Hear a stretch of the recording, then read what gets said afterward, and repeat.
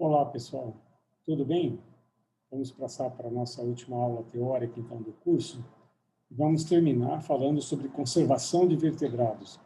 Esse é um item importante, principalmente nos dias atuais, em que a gente tem uma discussão sobre conservação bastante grande e, às vezes, polêmica, às vezes, bastante controversa. Então, acho que é importante que vocês conheçam um pouco sobre o que é conservação.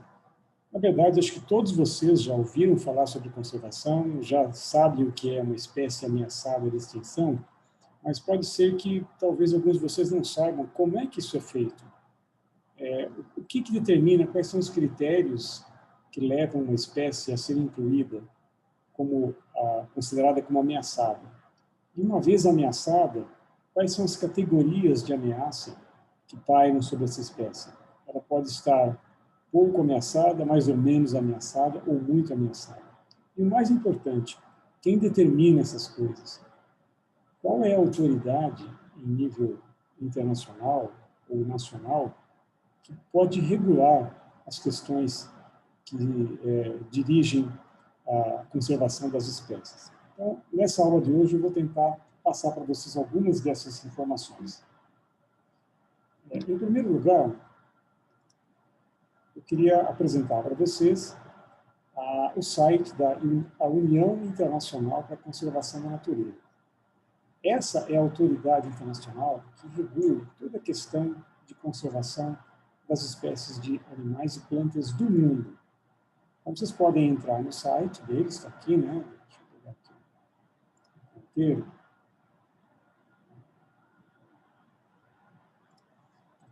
União Internacional para a Conservação da Natureza, tá? Eles publicam, né, regularmente no site a lista vermelha, e essa lista vermelha é que inclui todas as espécies de animais e plantas sobre os quais existem dados, espécies descritas, né, pela ciência, e nós vamos ver agora como é que funciona isso. Vamos escolher uma espécie. Então, eu deliberadamente escolhi o tamanduá-bandeira, que é uma espécie carismática aqui no Brasil. Todos vocês conhecem, já viram zoológicos, alguns mais felizados já podem ter visto, talvez, na natureza. Então, a Myrmecophila tridacty, é o nosso tamanduá-bandeira. Então, se vocês clicarem aqui, escrever o nome tamanduá-bandeira, ou Giant Eater, né, que é o nome inglês aqui, e dar um search, ele vai chegar nessa página para vocês. Então, o que essa página tem? Está destacado em negrito, né, o nome comum em inglês da espécie, depois o nome científico aqui, a principal citação, né, que deu origem aos dados assim, mais recentes dessa espécie. Tem um download aqui para vocês baixarem uma série de dados, mas para isso vocês vão ter que se inscrever, fazer o cadastro no ICM. Né? E mais à frente, vejam que aqui tem uma escala. Né? Essa escala aparece aqui, não avaliado, dados deficientes, pouca preocupação, quase ameaçado, agora em destaque, vulnerável. Está em vermelho nesse estudo, é o atual status de conservação do tamanduá-bandeira. Depois, nessa escala, segue em perigo, criticamente em perigo, extinto na natureza e extinto. Então, nós vamos depois passar os olhos desses critérios. É importante que vocês entendam como que o IUCN construiu esse ranking de espécies ameaçadas em cima de critérios bastante objetivos. Então, seguindo aqui, se vocês forem rolando para baixo a página do tamanduá-bandeira, vocês vão ver um mapa com a distribuição, depois vocês vão ver a legenda. É uma espécie que ocorre em vários hábitats, florestas, savanas, né, campos mais arbustivos, ambientes tanto artificiais como terrestres. Continuando aqui, qual é a tendência populacional dessa espécie? Então, atualmente, o padrão é de declínio da espécie. A população está vivendo em hábitats severamente fragmentados? Não. Há um contínuo declínio de indivíduos maduros? Sim, e assim por diante. Então, se vocês forem baixando aqui, vocês vão chegar na página da literatura, vão poder ver toda a literatura que é importante para juntar os dados necessários para categorizar a espécie. Então, através desse exemplo, eu queria mostrar para vocês como é que se faz para transitar na página da IUCN. Eu encorajo vocês a fazerem isso, porque são eles que determinam os critérios para incluir as espécies nos diversos rankings de ameaça, e os governos nacionais e até os governos locais, como por exemplo o governo paulista, utilizam os mesmos critérios para fazer as suas listas. Então nós temos uma lista de espécies ameaçadas no Brasil, que é organizada pelo ICMBio. Essa lista ela é formada com base nos critérios do ICM. E o Estado de São Paulo também tem uma lista das espécies ameaçadas no Estado de São Paulo, que também segue os mesmos critérios da IUCN. Então, vejam a importância que essa entidade internacional tem na determinação dos padrões de ameaça. E é claro que isso é importante. Afinal, hoje se discute, decisões são tomadas com impactos, às vezes, na economia, nas diversas sociedades, baseados no ranking de ameaça, na categoria de ameaça dessas espécies. Então, é algo bastante sério que é apresentado, que é feito pela IUCN. Mais alguma coisa aqui? Acho que não. Vamos lá. Tá. As categorias de ameaça adotadas, então, pela IUCN se dividem em dois grandes grupos.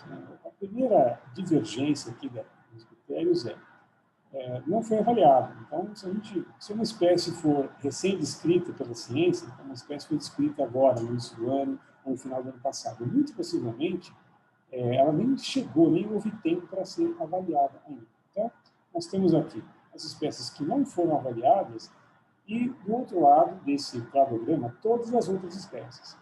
Mas há uma segunda divisão aqui. Das espécies que foram avaliadas, algumas têm dados deficientes que não comportam colocá-la numa ou outra categoria de ameaça.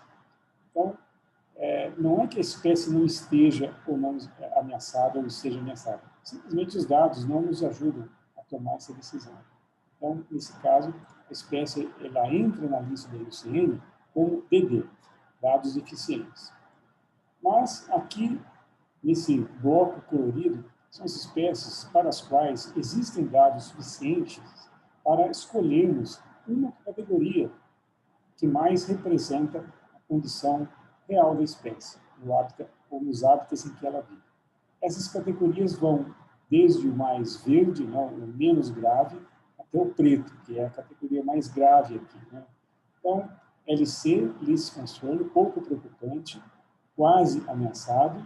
Aí depois tem um bloco que compõe a maior parte das espécies, que são as que, na prática, são as consideradas ameaçadas. São as espécies da categoria vulnerável, em perigo, criticamente em perigo. Então, a grande maioria das espécies ameaçadas está em uma dessas três categorias. Essa categorização ela é dinâmica.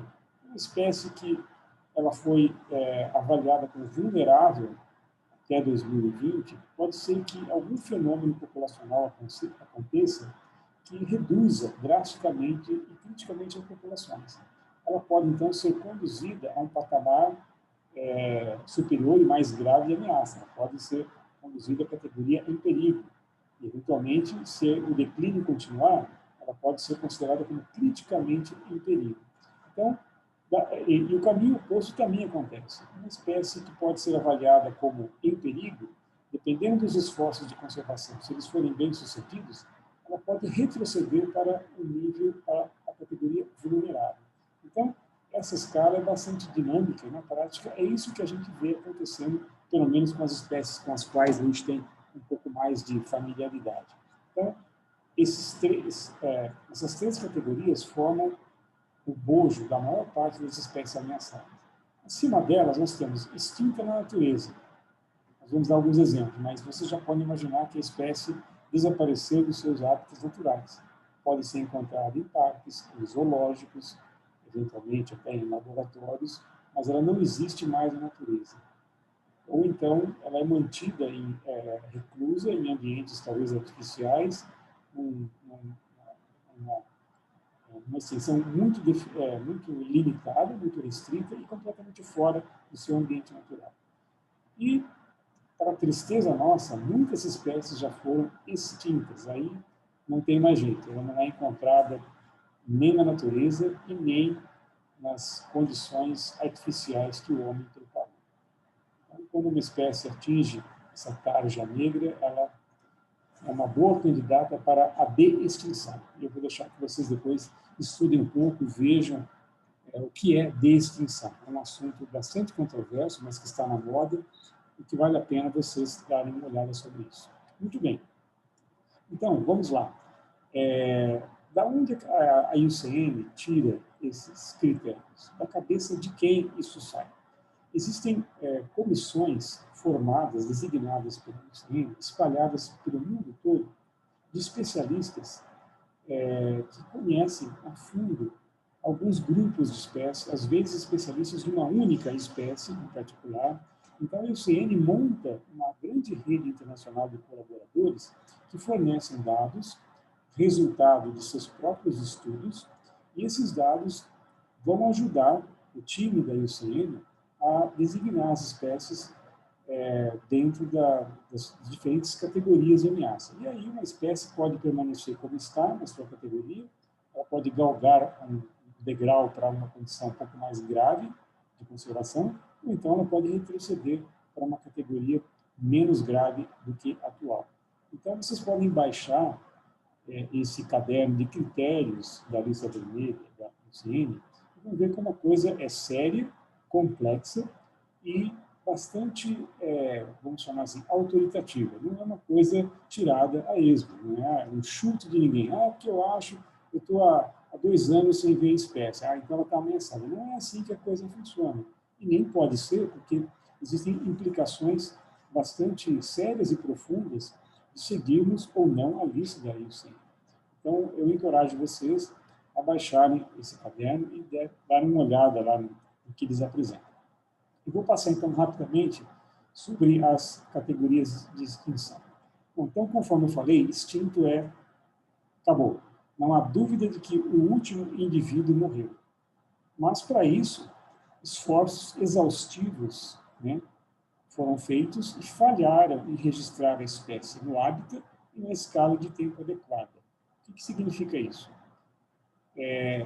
Nós podemos ter registros históricos de que a espécie ocupava um determinado hábitat.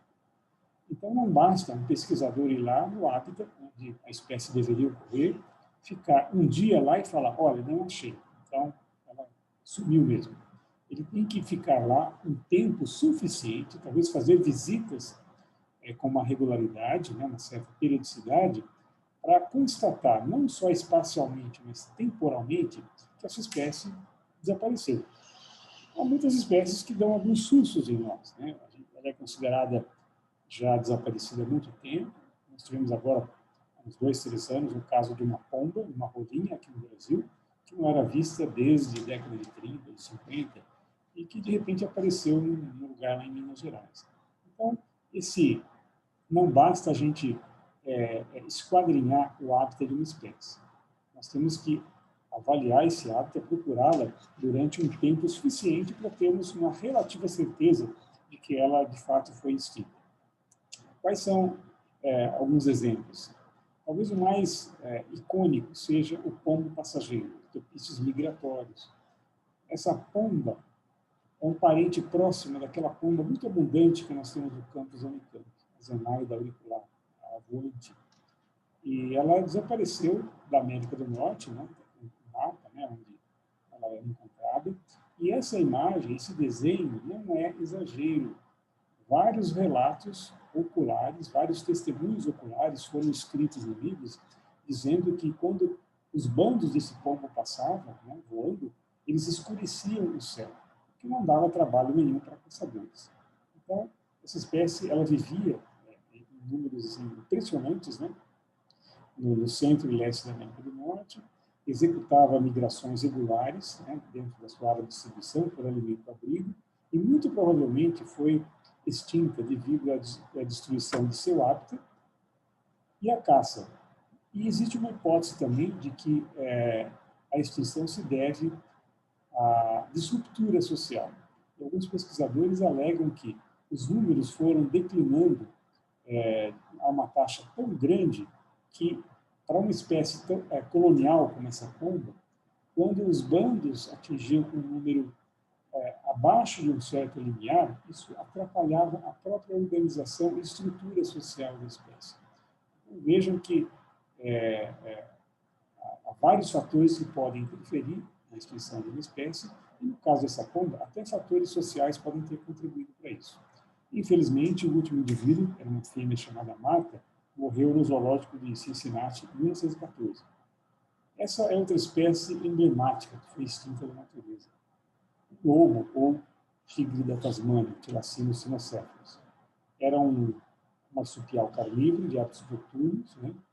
Tinha uma bolsa para abrigar os testículos. Ele desapareceu da Austrália continental há bastante tempo, 20 anos, 2.000 anos, possivelmente.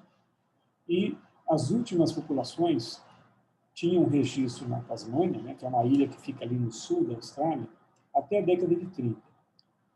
Foi por volta desse período que o último indivíduo foi caçado na natureza, né, e um que estava em zoológico morreu em 1936. Possivelmente, a razão da extinção desse marsupial foi a pressão de caça. Ele tinha uma má fama de predador de rebanhos.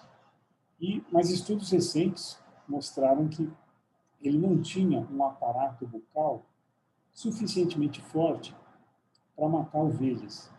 Então, possivelmente, ele foi morto em função de uma suspeita que nunca se confirmou.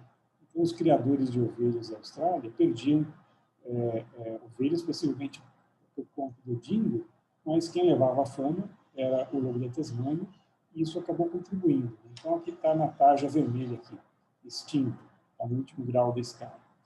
A outra categoria, um pouco menos grave, se é que podemos chamar assim, extinto na natureza. A espécie sobrevive apenas sob condições não naturais, então, cativeiro, populações introduzidas, fora da área original de distribuição. E, de novo, para que ela possa ser avaliada dentro dessa categoria, esforços exaustivos têm que ser empreendidos na tentativa de registrá-la no hábitat e na condição de tempo adequada. Como exemplo, a gente tem o óryx de chifre cimitarra. Curiosamente, ele aparece na página da IUCN como regionalmente extinto. Eu procurei, eu não achei essa categoria. Deve ser uma subcategoria de extinto na natureza. O que importa é que esse animal vive hoje, né? Essa aqui é a área natural de distribuição, mas ele vive hoje em pequenas populações que são mantidas em áreas cercadas. Então, se você tirar a cerca, os indivíduos se espalharem, possivelmente eles serão extintos. Então, ele só subsiste hoje porque o homem criou condições para criá-lo, mantê-lo em regime de reclusão, né? E é um bicho grande, bonito, e assim mesmo ele conseguiu ser extinto. Possivelmente por conta de perda de hábitat, excesso de caça e, sobretudo, pela competição com o gado doméstico. Possivelmente eles tinham o mesmo mecanismo, né, de cortar grama, de ruminar. Então, na competição com o gado doméstico, o óryx de chifre de cimitarra não foi bem sucedido e isso contribuiu para que hoje um grupo pequeno seja mantido em cativeiro. Um exemplo nacional de extinto na natureza é o mutum de Alagoas, o mitu. Então, o nome que a IUCN adota para essa espécie, o nome genérico é Pauxi, né? Mas na lista das aves brasileiras, alguns autores consideram o gênero mitu.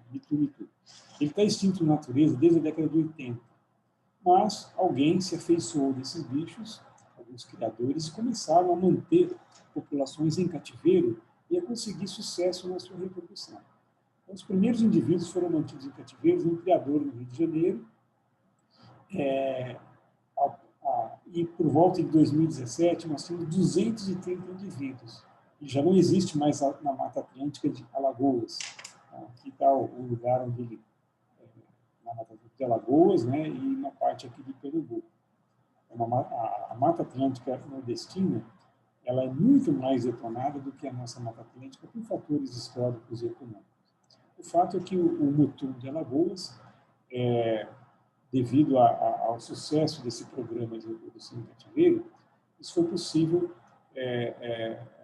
planejar a sua reintrodução na natureza. E isso foi feito em setembro de 2019. 6 indivíduos foram reintroduzidos, através de um programa em que um ornitólogo do Museu de Zoologia da USP está coordenando, junto com outras pessoas. Esse programa tem sido muito bem sucedido. Está em vigor até hoje, monitorando os indivíduos que foram soltos. Há evidências de que está havendo nascimento na natureza. Isso mostra a importância de zoológicos e criadouros na conservação de espécies. Muita gente critica zoológicos e criadouros porque estão restringindo, estão sendo cruéis, mantendo os bichos em espaços apertados, mas essa é uma realidade que já não é tão presente hoje. As leis internacionais, e sobretudo as brasileiras, são bastante rígidas na condição que os zoológicos devem manter o plantel das suas espécies.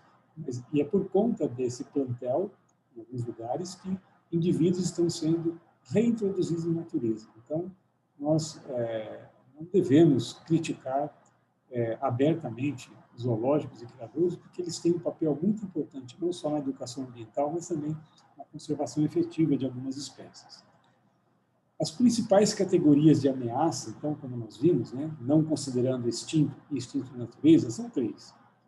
Vulnerável, em perigo e criticamente em perigo. Eu não vou passar detalhadamente por todos os dados dessa tabela, porque pode ser um pouco entediante ficar lendo tudo, um monte de números. Mas, quando vocês tiverem acesso à aula gravada, vocês vão poder comparar cada categoria em função desses critérios: redução populacional, área de ocorrência, área de ocupação, tamanho populacional 1, 2 e a probabilidade de extinção da natureza. São todos dados quantitativos, resultado de pesquisa de biólogos como nós, como vocês vão ser um dia, que se dedicaram parte do seu tempo para estudar essas populações de espécies ameaçadas na natureza. E é por causa dos dados que eles apresentam que a IUCN consegue monitorar o status de conservação dessas espécies. Então, para cada um desses critérios, existem alguns dados assim, objetivos, quantitativos, mostrando em que situação eles devem se encaixar. Eu vou pegar apenas um como exemplo. Por exemplo, aqui, área de ocorrência. Vamos começar com vulnerável. Uma espécie é considerada vulnerável se a sua área de ocorrência é menor do que 20 mil quilômetros quadrados. Então, se for 19 mil quilômetros quadrados, tudo bem, é considerado vulnerável. Mas, se continuar reduzindo a área, e o limiar for 5 mil quilômetros quadrados, ela pula de vulnerável para em perigo, mais crítico. E se ela continuar diminuindo essa área de ocorrência, e se nós vamos encontrar espécies cuja área de ocorrência é menor do que 100 quilômetros quadrados, então compare 100 quilômetros com 20 mil. A diferença é muito grande. Então, ela passa a ocupar esse status de criticamente em perigo. Então, assim com todos os outros critérios. Então, depois deem uma lida para vocês verem como é que, numericamente, essas categorias fazem diferença entre as espécies. Então, eu vou citar um exemplo de uma espécie criticamente em perigo aqui no Brasil. É o mono carvoeiro lá do norte, Muriqui do Norte, o Cactele hipoxanthus, uma espécie que foi separada do Muriqui do Sul, o Cacteles arquinoides, na década de 90, então, relativamente recente. Habita essa parte vermelha do Mar do Rio, a Floresta Atlântica em Minas Gerais, Bahia e Espírito Santo. População atual em declínio, com menos de 1.000 indivíduos. Os principais riscos de fragmentação, perda de hábitat. Tá? Então, estão vendo aqui na escala IUCN, criticamente em perigo, CR. Outra categoria, outro exemplo agora de uma espécie em perigo aqui no Brasil. Então, vejam que, quantitativamente, o critério muda, depois examinem isso. Tá? A jacutinga. Então, na escala está aqui, em perigo, EN, a jacutinga. Para quem nunca viu um jacu, é difícil imaginar o que é uma jacutinga, mas os indígenas deram o nome de jacu branco, jacutinga. Ela é uma espécie cinegética, muito caçada, toda a população da Mata Atlântica, que colonizou a faixa costeira do Brasil, já perdeu muito hábitat por causa da fragmentação da Mata Atlântica.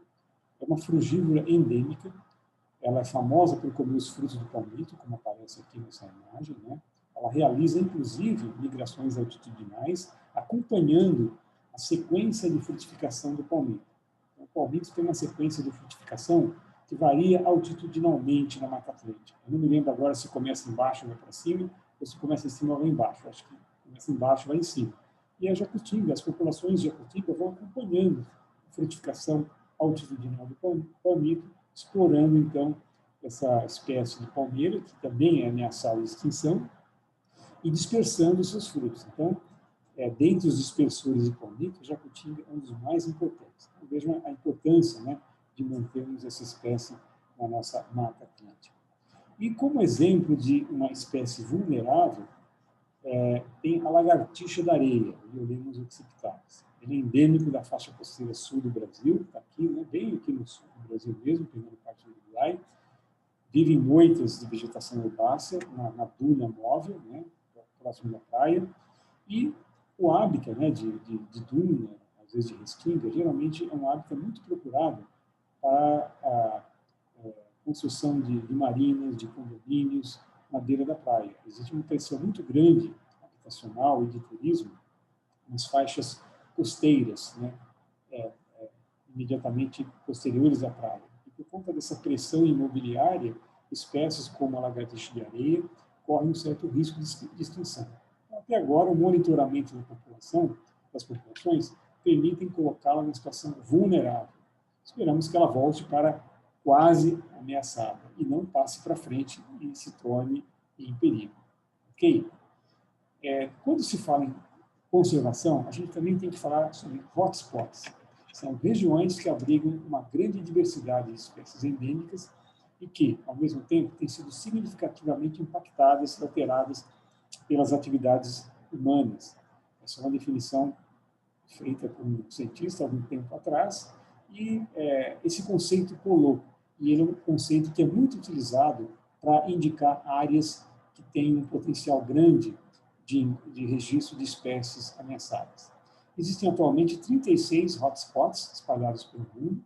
Eles compõem 2,3% da superfície da Terra e eles perderam pelo menos 70% da vegetação original. Vocês conhecem algum bioma brasileiro que se encaixa nessa definição, que perdeu perdeu pelo menos 70% da vegetação original? Vamos ver daqui a pouco. Além disso, para ser um hotspot, a área tem que ter, no mínimo, 1.500 espécies de plantas vasculares endêmicas, uma alta área de endemismo. Então, a combinação de todos esses critérios é o que define um hotspot. Em relação a vertebrados, que é o que nos interessa, 60% de todos os vertebrados terrestres, anfíbios e mamíferos, vivem em hotspots. Então, vejam bem a distribuição mundial dos hotspots. Então, aqui nessas áreas mais marrons, mais beges, né, eles vejam também que eles não estão restritos às partes tropicais do mundo. Nós temos aqui hotspots em Madagascar, no Cabo, aqui na Europa, aqui na região de Portugal e Espanha, nós temos aqui no Japão, aqui no sudoeste da Austrália, na costa da Califórnia. Então, vejam que hotspots não necessariamente significa área tropical com floresta. Às vezes, uma área desértica, né, ela pode ter algumas espécies ameaçadas, mas, por exemplo, essa parte aqui de Pérsia não é exatamente um deserto, na Austrália, mas ela contém uma flora bastante característica. Outro ponto também importante, aqui na região do Cabo, na República Sul-Africana, nós vamos encontrar uma forma de vegetação completamente diferente, que não existe em nenhum outro lugar do mundo. Então, os critérios para se encaixar uma área classificá-la como hotspot variam e não basta ser um, tem que ser a combinação de vários outros critérios. Então, estão os 36 hotspots aqui no seu mapa, vocês podem ver depois, mas eu destaquei os 2 hotspots brasileiros, Mata Atlântica e Cerrado. Então, saibam vocês que no Brasil nós temos 2 regiões consideradas como hotspots, que se encaixam dentro daqueles critérios estabelecidos como hotspot. Então, os padrões globais, né, de ameaça a vertebrados, embora a gente dê uma ênfase muito grande em vertebrados terrestres, mas eles também valem os vertebrados marinhos, né? Então, vejam nesse mapa aqui, padrões globais de ameaça. O que significa isso? Quanto mais vermelha a cor, maior o número de espécies ameaçadas. Então, desculpa. Então, olha, essa cor mais escura aqui, nesse mapa, 145 espécies ameaçadas nessas regiões que vocês podem determinar aqui. Felizmente, não temos uma região dessas no Brasil, com tantas espécies ameaçadas assim, mas a gente não fica muito longe, né? Então, vejam que tem alguns pontos aqui, na Mata Atlântica do Nordeste, um número significativo de espécies ameaçadas. E nos ambientes marinhos, a mesma coisa. Quanto mais intenso a cor de azul, maior o número de espécies ameaçadas. E vejam que isso também não ocorre ao acaso, né? Então, as regiões de mares mais gelados têm poucas espécies ameaçadas. Mas veja esse cinturão aqui, né, formado pela Austrália, aquela região rica em ilhas grandes e pequenas, né, no sudeste asiático. Então, examine depois esses mapas para vocês perceberem o impacto, né, que a presença de espécies ameaçadas pode ter nas relações humanas. E o exemplo que eu vou mostrar para vocês agora ilustra muito isso. Vocês já devem ter ouvido falar de conservação num contexto meramente acadêmico, mas esse assunto extrapola o ambiente acadêmico. Muitas vezes ele vai ser tratado, ele vai ser colocado pela boca de políticos, de economistas, de pessoal que trabalha com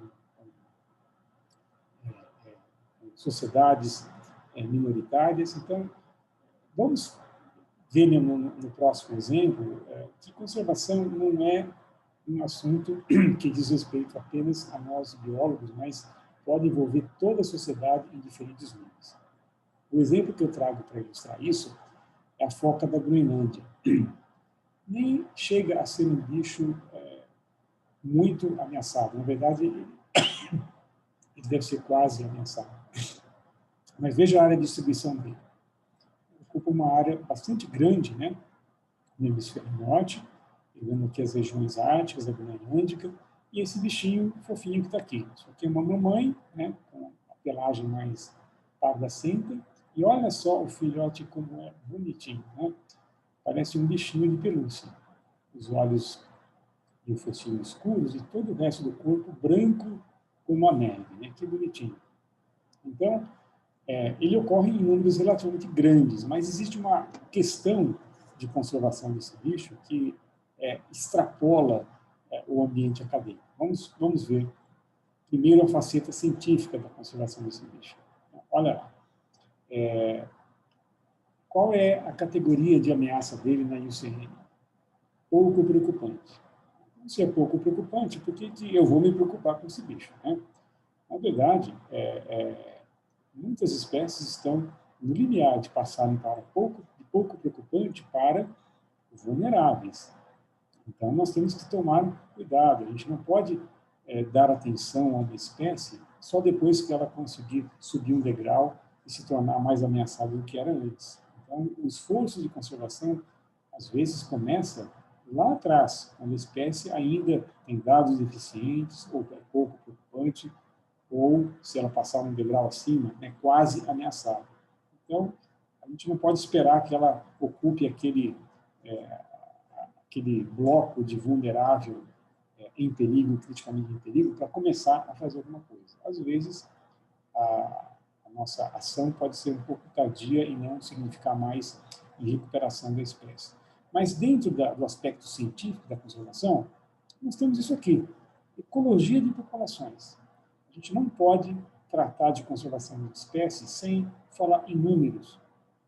Não basta impressão. Eu acho que tem pouco, eu acho que tem muito, eu acho que tem mais ou menos. Não. Nós temos que ter dados consistentes, obtidos ao longo de uma série histórica razoavelmente grande, para que a gente possa perceber se existe uma tendência de declínio, de estabilidade ou de aumento populacional. Então, esse gráfico aqui, olha, ele cobre o período de 1950 a 2010. Então, 60 anos de avaliação do total populacional da foca da Groenlândia, né? A foca dos groenlândicos, né? Então, tem que ter gente, tem que ter biólogo no campo pegando esses dados. Então, cientificamente, os biólogos entram nessa parte. Nós temos que fornecer informações sobre história natural, sobre parasitas, sobre predadores, mostrar as tendências populacionais, para que a IUCN e outras entidades possam avaliar o estado daquela espécie e definir para onde ela vai. E isso passa a ser, então, aceito pela comunidade científica internacional. Mas existe também o aspecto econômico nessa questão de conservação. A foca da Groenlândia, ela se alimenta de salmão, ela se alimenta de vários invertebrados, frutos do mar, e a comida dela também é a nossa comida. Nós também comemos salmão, nós também comemos frutos do mar. Portanto, a foca da Groenlândia pode ser considerada um competidor alimentar com o homem. Então, como é que nós vamos lidar com essa questão? Bom, como é que a gente diminui a competição? Ou aumenta o salmão e frutos do mar, ou diminui a foca da Groenlândia, né? Para que a gente possa ter um balanço e sobrar um pouco para a gente também. Afinal, as pessoas querem comprar salmão, querem comer salmão, querem comer frutos do mar, e a gente não pode permitir que uma foquinha vá lá e acabe com todo o estoque. Então, essa questão, principalmente nos governos de Canadá, Estados Unidos, né? Isso é muito crítico, porque envolve toda a indústria, a cadeia da indústria pesqueira. Então, quando a gente tem um indivíduo que compete por aquele produto que a gente quer retirar do mar, isso passa a ter um interesse econômico bastante grande também. Mas também existe um aspecto assim comercial, no caso da foca da Groenlândia, de luxo, né? Esses casacos bonitos, que nós vamos sortear um deles para o melhor vídeo apresentado daqui a uma semana, né? São casacos caríssimos, feitos, dá para perceber que esse aqui é feito com um adulto, né? Porque ele é escuro, isso aqui é feito com um bebê foca, né? Tá todo branquinho assim, né? Impoluto, um casaco desse. Eu não sei nem o preço, nem vou perguntar, mas a foca da Groenlândia também pode contribuir com alguns óleos essenciais, ômega 3, que são muito interessantes também para a manutenção da nossa saúde. Então, existe também um aspecto que a gente não pode fechar os olhos. A própria foca da Groenlândia, ela em si pode ser um produto comercializado de um grande valor agregado, onde a gente fornece, elabora óleos essenciais, suplementos alimentares ou mesmo vestimentas chiques como essa. Mas a conservação envolvendo essa espécie não para por aí. Existe também um aspecto, uma faceta social. Vários setores da sociedade canadense, principalmente, têm se organizado nos últimos anos para tentar acabar com a caça, o abate daqueles bichinhos bonitinhos e fofinhos. Então, eles se organizam e fazem os protestos à maneira deles, né? Os protestos são quase todos iguais em toda parte do mundo. As pessoas vão para a rua, empunham cartazes, tiram a roupa, mostram fotografias, enfim, fazem barulho, né? Promovem passeatas, param o trânsito, vão em frente aos palácios, às administrações, e você sabe como as coisas funcionam. Então, a sociedade toda, ou pelo menos alguns setores, podem se organizar para tentar interromper aquele ciclo de exploração de uma espécie que, no caso da foca groenlândia, nem está ameaçada, né? Tem muita espécie que está ameaçada e que nem é digna de receber tantos protestos como a foquinha. Mas, enfim, o pessoal lá é motivado por vários fatores também que, às vezes, fogem à nossa compreensão. E, é claro, eu não duvido também que possam haver protestos feitos por pessoas que são a favor da caçada, né, da foca da Groenlândia. Bom, e aí entra aquela parte, assim, toda mais chique, né, da natureza humana, né, mais sofisticada, são quando os famosos tomam partido dos animais. Então, vocês estão vendo aqui Brigitte Bardot, né? Ela talvez não esteja tão bonita como aparece nessa foto hoje. Aqui Paul McCartney com a sua esposa. Aqui duas pessoas que têm um certo prestígio e dirigem sociedades importantes na comunidade internacional. Então, quando essas pessoas emprestam a sua figura em prol da causa de conservação de uma espécie, isso toma uma outra dimensão. E aí a coisa passa a agitar muito mais socialmente. Imagina, né, Paul McCartney, por exemplo, fazendo uma campanha para salvar o mono carvoeiro. Né? Seria, assim, o supra-sumo para a gente. Né? O Paul McCartney aparecer no horário nobre, né, na televisão, falando, né, em inglês, mas com as legendas, eu estou aqui para proteger o mono carvoeiro. Seria fantástico. Né? Mas, enfim, o lado ativista, né, de uma questão de conservação pode tomar rumos que, às vezes, nós não conseguimos nem imaginar. Bom, e tem um lado político também. Quando Paul McCartney veio com a mulher dele, né, para emprestar sua imagem e o seu prestígio na proteção da foquinha, ele comprou briga com a ministra da Pesca do Canadá.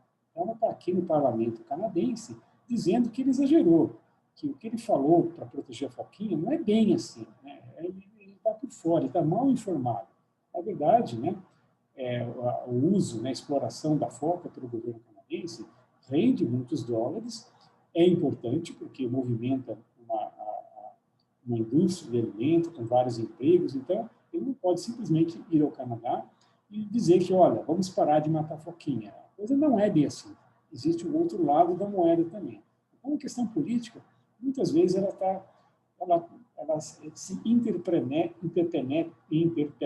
né, no aspecto acadêmico, no aspecto social, e aí a coisa fica uma bola de neve que, às vezes, a gente não sabe aonde vai parar. Nós temos exemplos, talvez, assim no Brasil, vou deixar para a memória e imaginação de vocês também agirem um pouco. E existe o lado cultural também da conservação. Os esquimós, os inuits, eles vivem há séculos comendo essas focas. Então, se nós proibirmos a caça dessa foca, significa que muitas populações tradicionais de inuits vão passar fome. Eles retiram tudo da foca, a carne, a gordura, eles aproveitam ao máximo. Então, são populações minoritárias, tradicionais, têm o direito de continuarem caçando. Então, qual é o limite para isso? Será que eles são livres para bater o que eles precisam? E a indústria de abate, né? Como é que fica? Então, vejam que o lado cultural também ele é envolvido, às vezes, de uma maneira muito sutil no aspecto de conservação e também tem que ser considerado. E, por último, tem o lado emocional. Né? Com qualquer semelhança entre uma foquinha e uma criança, é mera coincidência. Então, quando na batalha pela conservação de uma espécie a gente consegue colocar crianças e outros bichinhos, isso acaba, a gente eleva a questão a um patamar emocional, e aí, quando a emoção, às vezes, toma conta, né, de alguma ação, a gente não sabe o que pode acontecer. Tenho certeza que todos aqueles ativistas que estavam em protestos na rua tinham um lado emocional bastante exacerbado em relação a essa questão da foca da Groenlândia. Assim como também os produtores de casacos, né, o pessoal da alta moda, ou então quem fabrica os óleos, né, os suplementos alimentares, eles também têm uma visão particular a respeito dessa questão. Então, por que eu estou falando isso? Porque vocês como biólogos, talvez um dia sejam jogados nesse turbilhão. Vocês vão dominar e vão providenciar os dados que são importantes para alimentar o processo de conservação de uma espécie. Mas muitas vezes vocês vão ter que entrar numa briga que está muito além dos muros da universidade. Vai envolver políticos, vai envolver industriais, vai envolver as pessoas comuns que vão brigar por isso, vai envolver também artistas e personalidades, né, do mundo.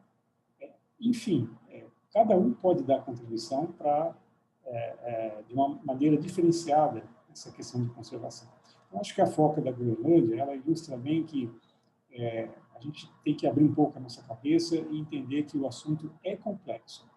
Para algumas espécies que não são tão carismáticas como a foca da Groenlândia, tem gente que nem sabe que existe e que está ameaçada. Isso, às vezes, fica apenas no nível acadêmico. Mas quando a questão ganha corpo e acaba envolvendo uma espécie carismática, como essa foquinha fofinha, então as coisas podem mudar de figura. Ok, gente? Procurem ler, procurem entender um pouco mais sobre esse assunto. Procurem, sobretudo, se interessar por essas questões ligadas à conservação. Vocês vão ver que isso está nos diversos artigos dos livros e revistas que nós utilizamos, mas também vai aparecer no jornal, vai aparecer na televisão, vai gerar controvérsias. Contribuam com o papel social de vocês de uma maneira bastante acertada nessa questão. Até mais, então.